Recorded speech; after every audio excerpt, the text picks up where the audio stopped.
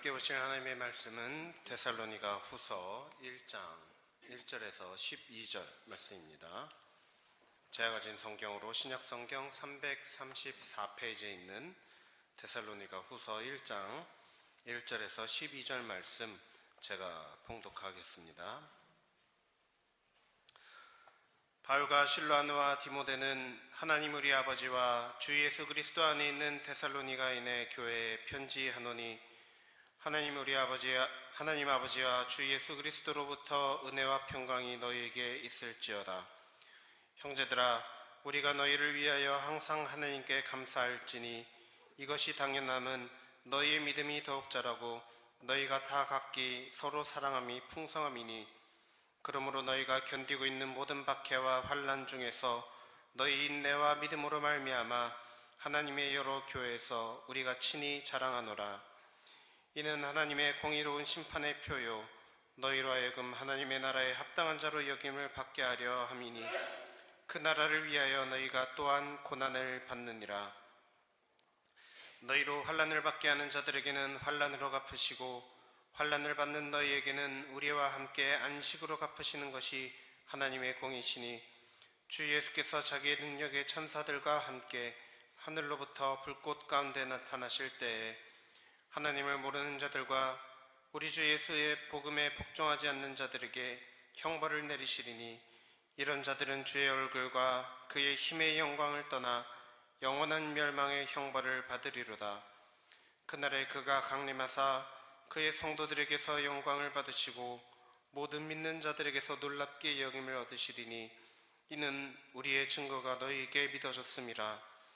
이러므로 우리도 항상 너희를 위하여 기도함은 우리 하나님이 너희를 그 부르심에 합당한 자로 여기시고 모든 선을 기뻐함과 믿음의 역사를 능력으로 이루게 하시고, 우리 하나님과 주 예수 그리스도의 은혜대로 우리 주 예수의 이름이 너희 가운데서 영광을 받으시고 너희도 그 안에서 영광을 받게 하려 함이라.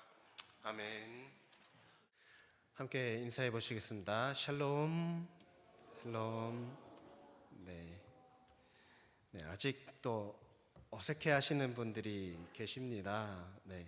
또 처음 오시거나 아직 우리 교회가 익숙하지 않으신 분들은 많이 어색하실 텐데요.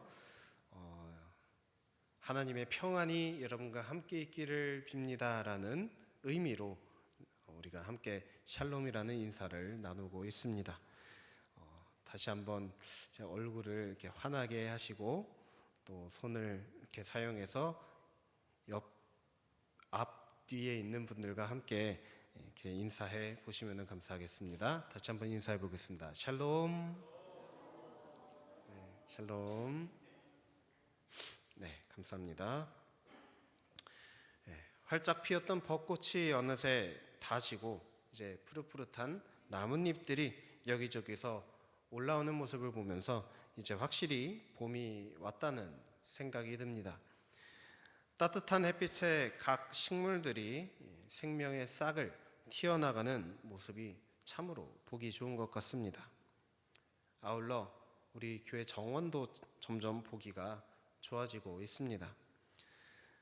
감사하게도 지난주 수요일과 토요일 시간 되실 때마다 우리 성도님들 나오셔서 열심히 정원을 가꾼 결과 교회 앞마당과 정원 또 카페 앞에 전면 모습이 지난주와는 몰라보게 많이 이뻐졌습니다.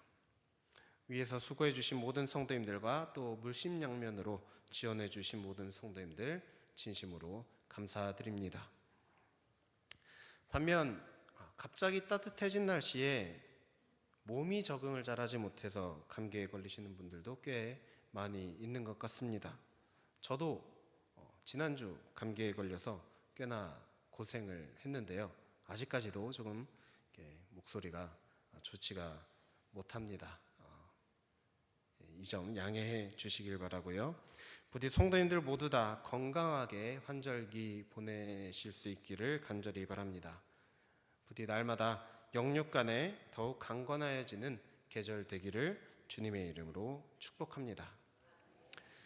오늘 본문 말씀 아까 읽으셨던 데살로니가 후서의 그 배경은 바로 데살로니가라는 도시, 당시 로마 제국의 전진 기지로서 사용이 되었던 도시로서 당시 마게도냐 지역에서 가장 큰 도시로 발전한 도시였습니다. 마게도냐 지역으로 제2차 전도 여행을 떠났던 사도 바울은 먼저 빌립보라는 곳에서 전도 활동을 한 후에 그 다음 데살로니가로 이동을 해서 그곳에서 약 3주간을 머물며 전도 활동을 펼쳤습니다. 특이한 점은 주로 유대인들을 대상으로 많이 전도되었던 다른 도시들과는 달리 데살로니가에서는 그곳 원주민인 헬라인들이 많이 전도되었다는 점입니다. 사실 3주라는 이 짧은 기간 안에 전도를 하면 얼마나 했겠냐마는 사도 바울의 사역이 매우 힘이 있었던 것 같습니다. 그래서 데살로니가에 있던 유대인들이 그 위험의식을 느끼고 사도 바울을 붙잡아 죽이려고 하는 바람에 고작 3주밖에 머물지 못하고 도망가야만 했던 것입니다. 반면 사도 바울이 전하는 그 복음을 듣고 예수를 믿기 시작한 데살로니가 교회 성도들은 고작 3주밖에 예배를 드리지 못하고 또 3주 동안만 말씀을 들을 수 있는 그 기회가 별로 없었음에도 불구하고 사도 바울이 떠난 후에도 그 믿음을 포기하지 않고 신앙생활을 계속해서 이어갔다고 합니다. 이러한 소식을 사도 바울이 전해 듣고 기뻐하며 편지를 쓴 것이 바로 데살로니가 전서 말씀입니다. 하지만 데살로니가 전서에는 기쁨의 말들 뿐만 아니라 염려의 말들도 함께 있었습니다. 왜냐하면 당시 데살로니가 교회 공동체에게 사도 바울이 전한 가르침과는 다른 또 다른 가르침을 전하는 이들이 찾아와서 혼란을 주었기 때문에 그들에게 올바른 가르침을 주기 위해 사도 바울은 권면의 편지를 쓴 것입니다. 그리고 나서 몇 개월 후에 또다시 데살로니가 후서를 보냅니다. 앞서 보낸 사도 바울의 권면을 듣고서도 여전히 혼란스러워하는 데살로니가 성도들을 재차 권면하고자 데살로니가 후서 편지도 또다시 보낸 것입니다. 실제로 데살로니가 전서와 후서 사이의 간격은 1년이 채 되지 않는다고 합니다. 그 사이에 해결되지 않고 점점 심각해져가는 문제를 해결하고자 사실 성경에 수록되지 않은 여러 편지들을 썼고 그 중에 오늘날까지 우리에게 전해지는 것이 바로 이 데살로니가 전서와 후서 말씀인 것입니다.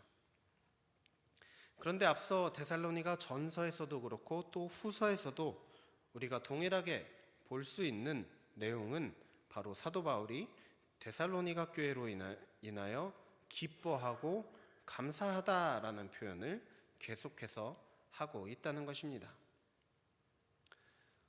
과연 이 데살로니가 교회 공동체에는 어떠한 모습이 있었길래 사도 바울이 이처럼 기뻐했는지, 데살로니가 교회를 향한 사도 바울의 두 번째 편지인 데살로니가 후서 말씀을 통해서 오늘날 저와 여러분도 이처럼 하나님께 칭찬받고 또 하나님의 자랑이 되는 삶을 살아가려면 어떠한 신앙생활을 해야 할지 함께 묵상해 보기를 원합니다. 편지의 시작은 인사말로 시작을 합니다. 1절과 2절 말씀입니다. 바울과 실로아노와 디모데는 하나님 우리 아버지와 주 예수 그리스도 안에 있는 데살로니가인의 교회에 편지하노니 하나님 아버지와 주 예수 그리스도로부터 은혜와 평강이 너희에게 있을지어다. 바울과 실로아노와 디모데, 이 세 사람의 이름은 사도 바울 자신과 또 함께 사역을 감당했던 이들의 이름들입니다. 이것은 결코 사도 바울이 혼자서만 사역을 감당하지 않았다는 것을 말해줍니다. 실제로 이 편지를 전달하러 데살로니가에 직접 방문을 한 사람은 디모데로서 사도 바울 혼자서는 이 많은 교회들을 돌보는 일을 결코 하지 못했을 것입니다. 이것은 여러 교회뿐만 아니라 교회를 돌보는 일은 결코 누구 한 사람 또는 몇 사람, 누구 잘난 사람이 할 수 있는 것이 아니라 여러 사람들이 힘을 모아서 함께 할 때에야 가능하다는 것을 말해주고 있는 것입니다. 사도 바울은 원래 내가 제일 잘났다라고 생각하며 살아온 사람이었습니다. 배운 것도 정말 많았고 또 젊은 나이임에도 불구하고 예수 믿는 자들을 붙잡으러 다니는 행동대장으로 활동을 했을 정도로 당시 유대인들 중에서 엘리트 중에 엘리트로 여겨진 사람이었습니다. 그래서 바울은 자존심도 매우 강한 사람이었던 것 같습니다. 한 번은 자신이 옳다고 생각하는 그 문제로 당시 사도들의 수장, 교회의 어른 중에 어른이었던 베드로를 아주 무한하게 타박한 적도 있었고, 또 예수 믿고 변화된 자신을 위해서 다른 사람들 앞에서 열심히 변호해 준 동역자 바나바와도 의견 충돌로 인해서 더 이상 너랑은 도저히 못해 먹겠다 이렇게 혼자서 뛰쳐나가 버린 그런 사람이 바로 사도 바울이었습니다. 그랬던 바울이 지금 그와 함께 일하는 사람들의 이름들을 언급을 하고 있는 것입니다. 뒤늦게서야 공동체가 이처럼 너무나도 귀하다는 것을 깨달은 것입니다. 하나님의 일은 결코 옳고 그름, 잘남과 못남 이러한 것에 달려있는 것이 아니라 바로 사랑으로서 함께 일하고 함께 나아가는 것이 너무나도 중요하다는 것을 뒤늦게 깨달은 사도 바울의 모습입니다. 뿐만 아니라 사도 바울이 대부분의 교회들에게 편지를 쓸 때는 주로 염려와 훈계, 때로는 강하게 혼내는 말들로 편지를 썼는데 데살로니가 교회에게 편지를 쓸 때는 반드시 기쁨과 감사가 넘치는 글을 함께 썼습니다. 이것이 참 얼마나 감사한 일인지, 제가 우리 다산방주교회에 온 지가 이제 한 달하고 반 정도 지났는데요, 이렇게 교회를 돌보는 일을 직접 해보니 교회 하나를 돌보는 일도 이렇게 힘들고 어려운데 수많은 도시들에 있는 그 교회들을 직접 세우고 가르치고 또 관리를 해야 됐던 사도 바울은 과연 그 일이 얼마나 어려웠을까 한번 상상을 해봅니다. 그래서 그렇게 사도 바울이 가르치고 관리를 했던 여러 교회들 중에서 데살로니가 교회처럼 잘된 교회들도 있었던 반면 또 잘되지 못한 교회들도 많이 있었습니다.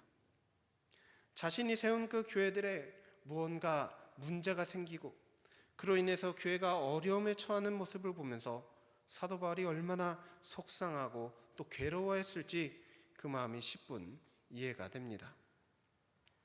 반면 교회가 아주 건강하게 잘하고 있다, 이런 소식을 들을 때 사도 바울의 그 마음이 얼마나 기뻤을지 또한 너무나도 잘 이해가 됩니다. 우리 교회도 교회에 매주 찾아오시는 분들이 점점 많아지고 또 예배 인원이 점점 늘어나니까 정말 기쁘지 않습니까?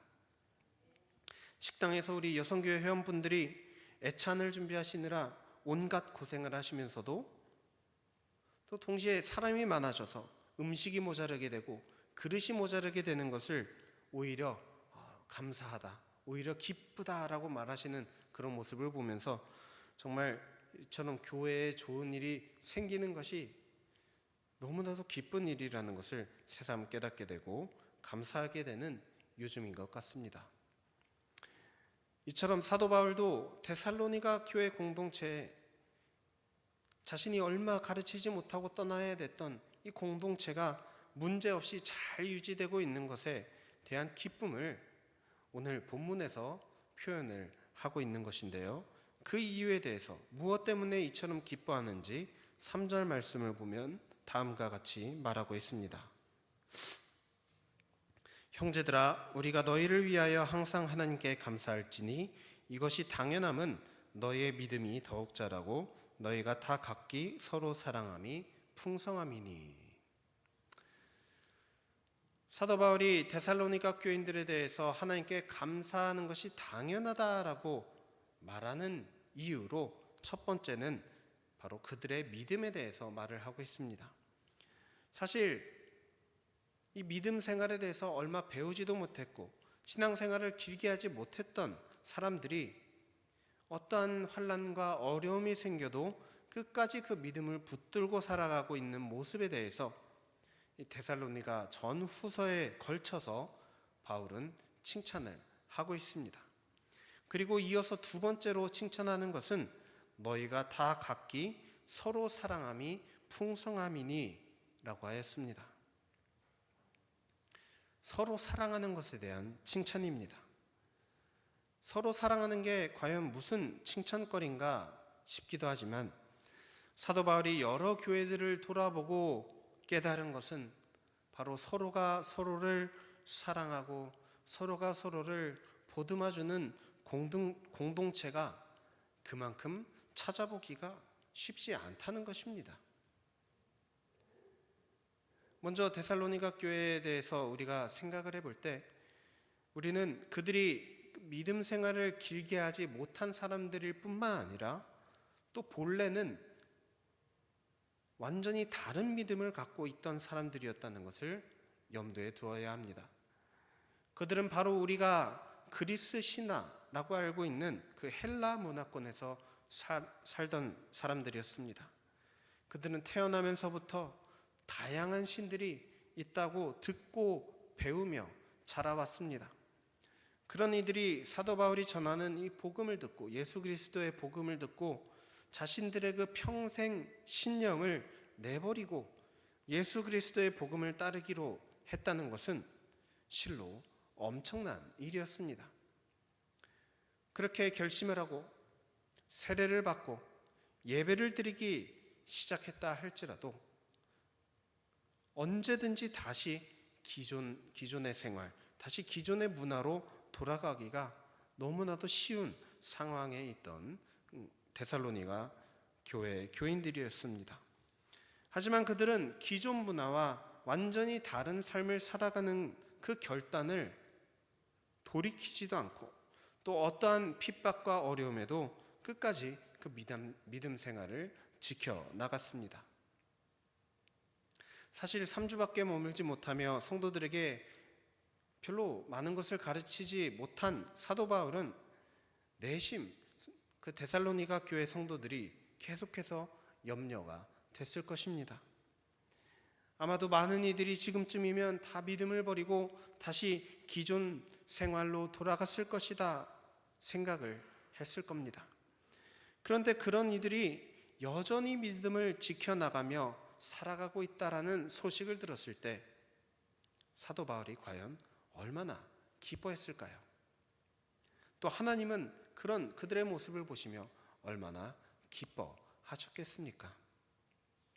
더군다나 나중에 고린도 후서에 보면 그런 와중에도 데살로니가 교회는 재정적으로 어려움을 겪고 있는 예루살렘 교회를 위해서 성심성의껏 연보를 했다라는 것으로 나타납니다. 믿은 지 얼마 되지도 않았고 그랬는데도 처음 믿음 그 열정 그대로 계속해서 교회에 모이면서 또 다른 교회를 돕기까지 하는 그 모습을 보면서 사도 바울은 데살로니가 교회를 칭찬할 수밖에 없었던 것입니다. 공동체 안에서 사랑을 베푸는 일도 너무나도 귀한 일인데 공동체 안뿐만 아니라 공동체 밖에 있는 이들에게까지 사랑을 베푸는 모습이 칭찬받아 마땅한 사람들로 보일 수밖에 없었던 것입니다.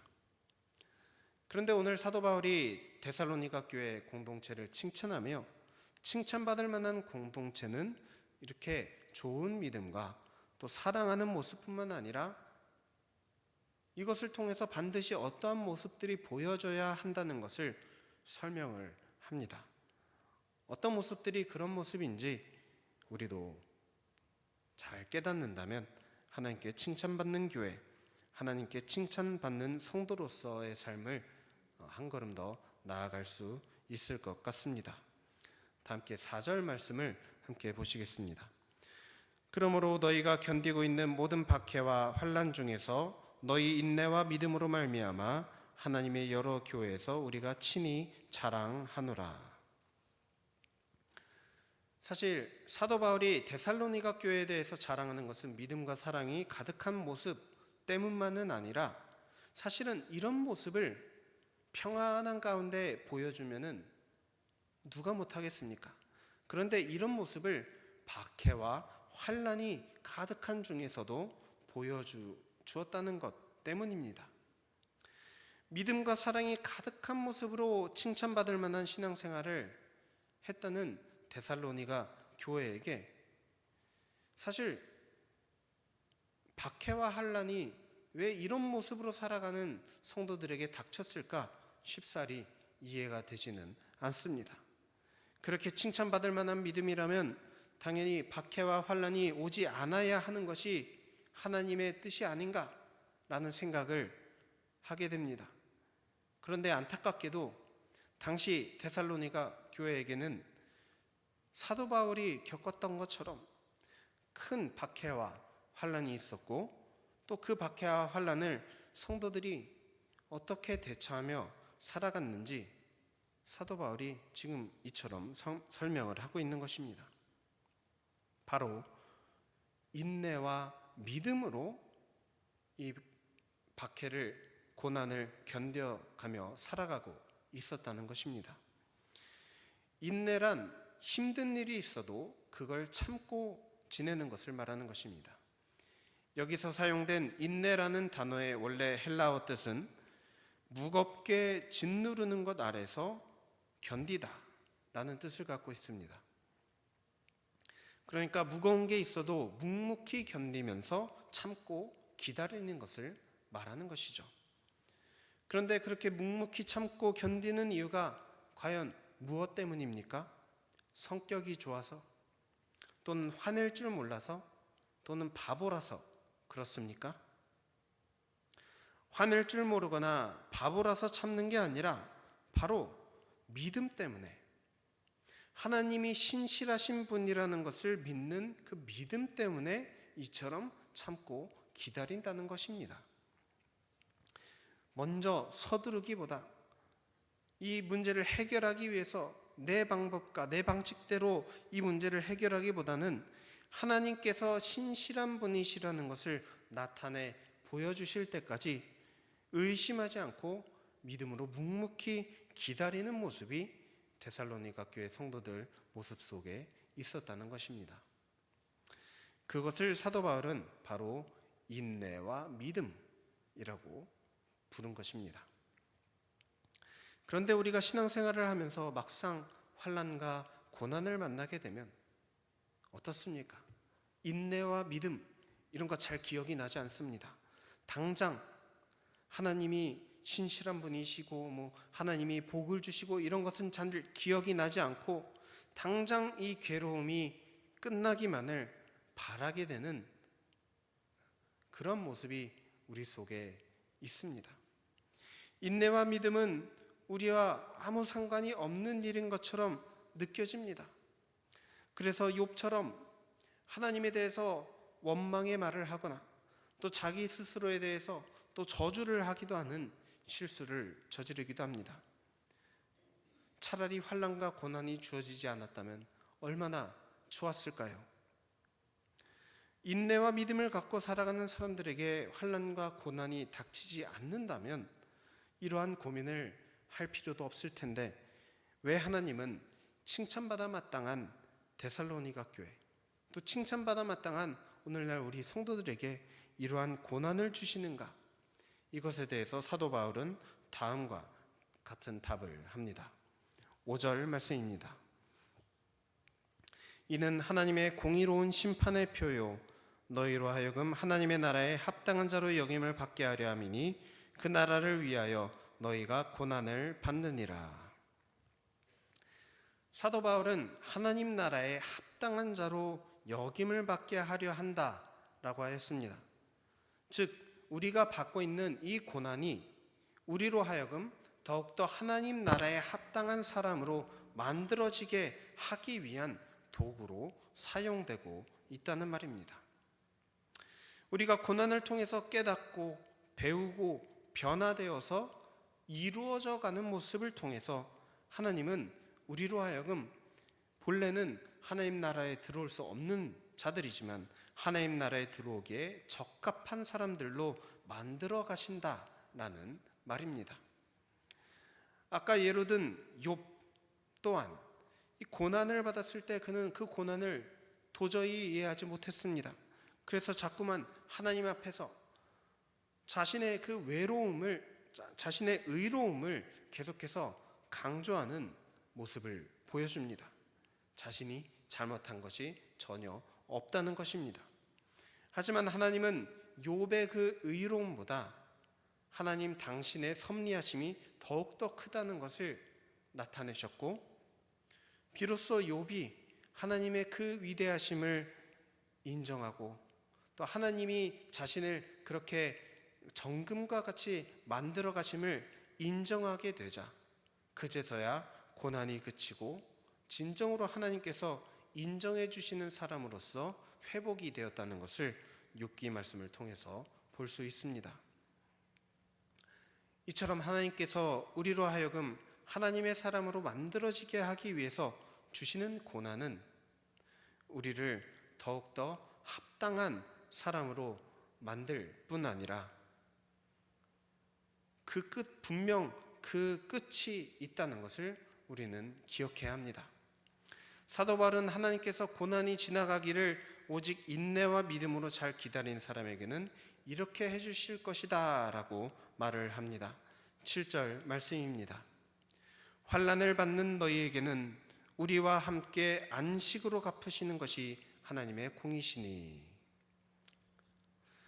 즉 환난을 인내와 믿음으로 잘 견딘 사람들에게는 안식을 경험하게 해주시는 것이 하나님의 공이다, 하나님의 뜻이다 라는 말입니다. 또 비슷한 내용의 말씀을 성경에서 또 찾아보자면 예레미야 29장 11절 말씀에 나 여호와가 말하노라 너희를 향한 나의 생각은 내가 아나니 재앙이 아니라 곧 평안이요 너희 장래에 소망을 주려 하는 생각이라 라고 말씀하였습니다. 비록 지금은 환난과 고난을 당하고 있는 중이지만 하나님께서 우리를 향해 가지신 생각은 재앙이 아니라 평안이요 장래에 소망을 주려 한다 라고 말씀하였습니다. 이것을 우리가 종합을 해서 생각해 보면 비록 현재 우리들의 인생에 환난과 고난이 없지 않지만 때때로 이런 고난이 찾아오지만 그 가운데서도 우리가 하나님께서 반드시 우리에게 안식과 평안으로 갚으신다는 것을 우리가 믿음으로 믿고 잘 인내하며 기다리면 반드시 그 끝이 있다는 것과 그러한 복을, 그러한 평안을 우리에게 반드시 주신다는 것을 사도 바울이 오늘 본문을 통해서 말하고 있는 것입니다. 여러분, 여러분에게 이러한 믿음이 있으십니까? 이러한 소망이 있으십니까? 언젠간 하나님께서 나에게 안식을 주실 것이다. 언젠간 하나님께서 나에게 평안을 허락해 주실 것이다 라는 이러한 소망, 부디 바라옵기는 이런 소망이 저와 여러분에게 있기를 소망합니다. 우리가 알 수도 없고 또 상상할 수도 없는 이러한 안식과 평안을 언젠간 허락해 주실 이것을 믿음으로 믿고 간절히 소망하며 살아가는 저와 여러분 되기를 간절히 소원합니다. 사실 하나님께서는 그런 안식과 평안이 과연 어떤 것인가 이것을 우리에게 살짝 보여주셨습니다. 우리가 하나님께로부터 얻게 될 안식과 평안이 얼마나 좋은 것인지 그것을 미리 경험하게 해주셨다는 것입니다. 그것은 바로 다름 아닌 우리들의 사랑의 풍성함을 통해서입니다.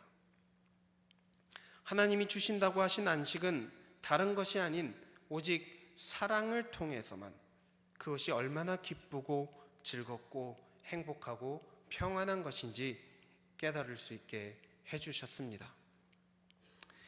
요한일서 4장 말씀은 사랑이 얼마나 중요한지를 아주 잘 설명한 말씀입니다. 그래서 이 시간 이 말씀을 우리가 다 함께 한 목소리로 같이 읽어보겠습니다. 요한일서 4장 7절부터 12절 말씀입니다. 사랑하는 자들아, 우리가 서로 사랑하자. 사랑은 하나님께 속한 것이니 사랑하는 자마다 하나님으로부터 나서 하나님을 알고 사랑하지 아니하는 자는 하나님을 알지 못하나니 이는 하나님은 사랑이심이라. 하나님의 사랑이 우리에게 이렇게 나타난 바 되었으니 하나님이 자기의 독생자를 세상에 보내심은 그로 말미암아 우리를 살리려 하심이라. 사랑은 여기 있으니 우리가 하나님을 사랑한 것이 아니요 하나님이 우리를 사랑하사 우리 죄를 속하기 위하여 화목제물로 그 아들을 보냈음이라. 사랑하는 자들아, 하나님이 이같이 우리를 사랑하셨은즉 우리도 서로 사랑하는 것이 마땅하도다. 어느 때나 하나님을 본 사람이 없으되 만일 우리가 서로 사랑하면 하나님이 우리 안에 거하시고 그의 사랑이 우리 안에 온전히 이루어지느니라. 아멘. 우리가 서로 사랑하면 하나님이 우리 안에 거하시고 그의 사랑이 우리 안에 온전히 이루어진다. 바로 사랑이 하나님의 평안을 경험하는 열쇠라는 것을 말하고 있는 것입니다. 여러분, 이 세상은 하나님의 그 평안을 경험할 수 있는 방법이 전혀 없습니다. 이 세상의 방식과 기준으로는 그 어떤 것으로도 하나님의 평안과 위로를 경험할 수 있는 방법이 없습니다. 심지어 교회 안에서도, 교회 공동체 안에서도 우리의 힘만으로는 결코 이러한 평안을 경험할 수 없습니다. 그렇기 때문에 우리가 하나님의 평안을 경험할 수 있는 유일한 소망이 있다면 바로 사랑에 그러한 소망이 있는 줄 믿습니다. 사랑은 허다한 죄를 덮습니다. 사랑은 옳고 그름의 논리가 통하지 않습니다. 과연 어떤 부모가 사랑하는 자녀를 앞에 두고 옳고 그름의 잣대로 판단을 하려 하겠습니까? 사랑은 이처럼 이성과 논리를 잠시 내려놓고 품어 안아주게 합니다. 그것이 우리가 하나님에게서 얻는 사랑입니다. 바로 이것이 우리가 하나님에게서 얻는 평안입니다. 그렇게 우리가 한 공동체 안에서 서로 사랑하려고 할 때 우리가 비로소 얻게 될 평안과 안식이 과연 어떤 것인가 깨닫게 되는 줄 믿습니다. 바로 얻기는 하나님께 사랑을 받은 사람 모두가 다 사랑으로서 서로를 품어주고 또 세워주는 그런 아름다운 다산방주 공동체 되기를 우리 주 예수 그리스도의 이름으로 축원합니다. 마지막으로 믿음과 사랑으로 하나 되는 공동체는 반드시 예수 그리스도를 전하는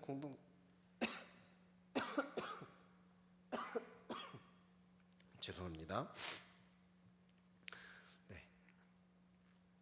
다시 말씀드리자면 믿음과 사랑으로 하나 되는 공동체는 반드시 예수 그리스도를 전하는 공동체가 되어야 한다는 것을 우리는 또 기억해야 합니다.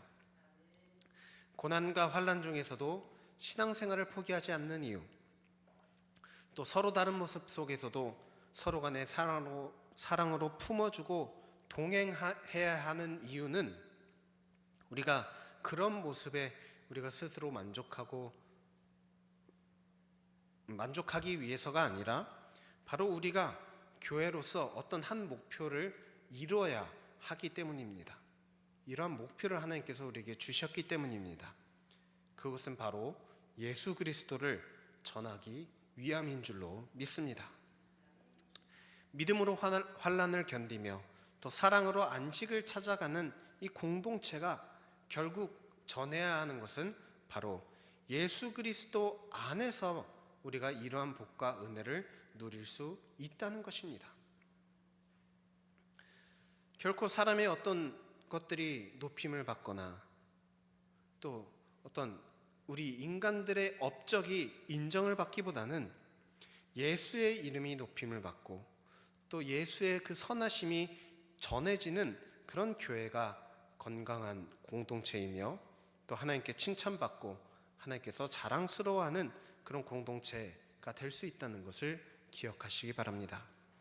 부디 바라옵기는 우리 다산 방주 공동체가 믿음과 사랑으로 날마다 자라나며 어떤 어려움과 고난 속에서도 하나님의 샬롬을 날마다 누리면서 예수님의 이름을 오직 더욱 높여드리는 아름다운 공동체 될 수 있기를 우리 주 예수 그리스도의 이름으로 간절히 축원합니다. 믿고 기도하기는 하나님께서 우리에게 허락하신 성령님께서 이러한 일을 우리 가운데 반드시 이루어 주실 것을 굳게 믿습니다. 함께 기도하시겠습니다.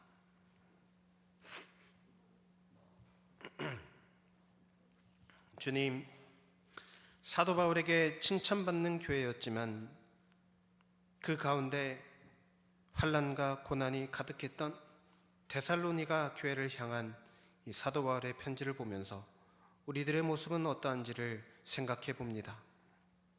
주님, 우리는 신앙생활하는데 환난도 없고 고난도 없으면서도 이 믿음을 지키고 또 성장시켜 나가는데 아무런 간절함이나 또 열매도 없었음을 깨닫습니다. 주여, 과실을 기대하고 찾아갔지만 아무 과실도 맺지 못한 무화과 나무를 보시며 그 나무를 저주하셨던 주님을 기억합니다. 우리들도 아무 과실도 맺지 못하는 신앙생활을 이어나가지 않도록 부디 하루하루 한 주 한 주 지날 때마다 우리들의 믿음이 날로 성장하고 더욱 부흥하게 하여 주옵소서. 또한 신앙생활에 열심을 내는 것만큼 중요한 것은 바로 우리 공동체 안에서 사랑으로 평안이 가득하게 하는 것임을 말씀을 통해서 깨닫습니다. 그럼에도 불구하고 우리는 이 공동체 안에서 사랑을 연습하기보다는 판단과 시기 질투를 연습하며 살아왔음을 깨닫습니다. 부디 하나님의 마음으로 서로를 품어 안아주며 그 가운데 하나님의 평안이 더욱더 임하게 하는 공동체를 이루어갈 수 있도록 인도하여 주옵소서. 그래서 이러한 아름다운 공동체를 통하여서 오직 예수의 이름이 더욱더 높임을 받고 예수님의 이름이 더욱더 많은 이들에게 전해지게 우리 교회를 주님의 도구로 사용하여 주옵소서. 우리 다산 방주 공동체를 주님을 증거하고 주님을 더욱 증거하며 그 안에서 사랑과 평안이 더욱더 넘쳐나는 행복한 공동체로 만들어 주옵소서.